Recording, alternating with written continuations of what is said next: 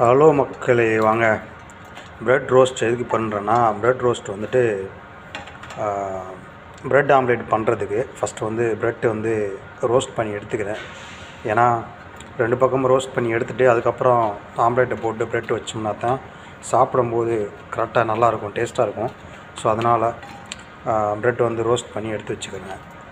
ஏன்னா ஆம்லேட்டை போட்டுட்டு அதுக்கப்புறம் வந்து ப்ரெட்டை வந்து அதுக்கு மேலே வச்சோம் அப்படின்னாக்கா பச்சையாக இருக்கும். இது வந்து ஒரு சைடு அந்த வெளியில் உள்ள சைடு மட்டும் வெந்திருக்கும் ப்ரெட்டு. இந்த ஆம்லேட் சைடு வைக்கும்போது ஆம்லேட்டோட ஒட்டியிருக்கும். ஸோ அந்த பக்கம் வந்து சாஃப்டாகவே இருக்கும், கொஞ்சம் வேகாமல் ரோஸ்ட் இல்லாமல் இருக்கும்.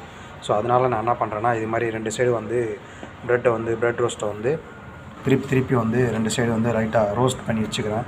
ஸோ அதுக்கப்புறம் வந்துட்டு ப்ரெட் ஆம்லேட் பண்ணுறதுக்கு நல்லாயிருக்கும். ஸோ நீங்களும் ட்ரை பண்ணுங்கள். அதுக்கப்புறம் இதை வந்து ரோஸ்ட் பண்ணி எடுத்துகிட்டு இதில் முட்டையை உடச்சி ஊற்றி அதுக்கு மேலேயே வந்து சால்ட்டு பேப்பர் போட்டு அதுலேயே வந்துட்டு நான் வந்து இந்த ப்ரெட்டை எடுத்து வச்சு அமுக்கி அப்படியே 2 பக்கம் திருப்பி வச்சுருவேன். ஸோ எடுத்துடுவேன், திருப்பி போட்டு எடுப்பேன்.